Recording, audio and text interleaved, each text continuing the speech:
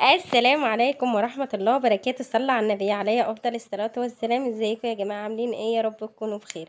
النهاردة هنعمل اختراع كده، أكلة تنفع فطار وغدا وعشاء يا جماعة. جميلة جدا جدا وموفرة وما توقفكيش في الحر كتير، والكهرباء قطعة كمان.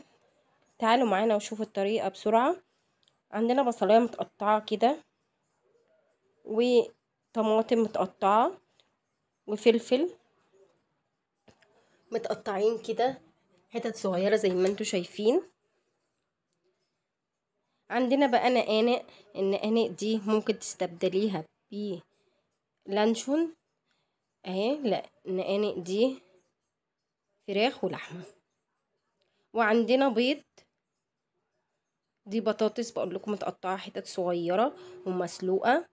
وعندنا بيض حسب رغبتك اهي. البطاطس انا قطعتها حتت صغيرة وسلقتها بس نص سلقة، مش سلقة كاملة. عندنا بقى انا شوحت البصلة بشوية زيت كده، وبعدين حطيت النقانق او اللانشون اللي عندك، اي حاجة كده، او لحمة مفرومة زي ما تحبي.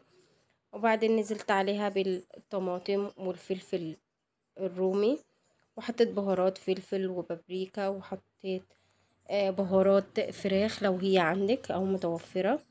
جميلة جدا جدا. الوجبة دي بتنفع فطار غدا عشاء، جميلة جدا. ادي البطاطس متقطعة حتت صغيرة وانا سلقاها نص سلقة علشان ايه البطاطس تستوي في الخلطة الجميلة اللي احنا عاملينها دي. هقلب كده بالراحة البطاطس زي ما انتوا شايفين، هشوحها كده مع الخضار. بجد بجد اكلة جميلة جدا واختراع ما بتاخدش منك 5 دقايق في المطبخ.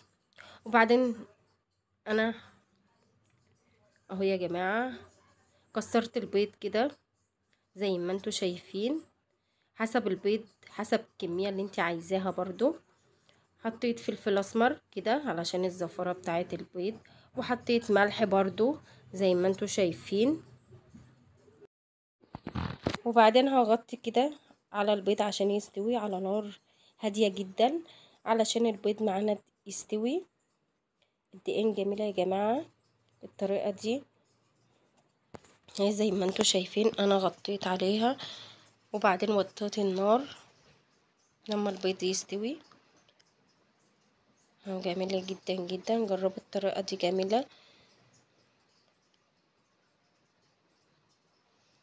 وبعدين عملت معاهم، انا كنت عاملة الوجبة دي على الفطار يا جماعة. عملت بقى شاي بلبن كده على الفطار. انا كنت عاملة الوجبة دي الفطار، ممكن تنفع غدا وزي ما بقول لكم عشاء فطار. جميلة جدا برضو اهو. عملت شاي بلبن يوميها برضو. يلا بندي افكار لبعض يا جماعة، ممكن تنفع فطار جميلة برضو اهي. عملت الشاي باللبن معاها اهو زي ما انتوا شايفين. استوت معانا كده بعد ما غطيت. بصوا البيض استوى معانا اهو يا جماعة. ودي فلفل اسمر يا جماعة على البيض زي ما بقول لكم عشان زفرت البيض برضو. جبت العيش ده اللي بقول لكم العيش بتاعنا. عملت سندوتشات للاولاد كده منها، جميلة وتحفة. بصوا جميلة قوي قوي. عملت سندوتشات كده وحطيت عليه مخلل خيار كده، انا كنت مخللاه معاكم في القناة قبل كده اهو زي ما انتوا شايفين، حتت خيار كده. وبلف السندوتش كده للاطفال. كانت جميلة جدا وفطار جميل وخفيف في الحر اللي احنا فيه ده يا جماعة اهو. اهو كان فطار جميل اهو. عملت سندوتشات وادي الرز. لو وصلت معايا لهنا ما تنسيش تشتركي في القناة وتفعلي زر الجرس عشان يوصلك كل جديد. والسلام عليكم ورحمة الله وبركاته.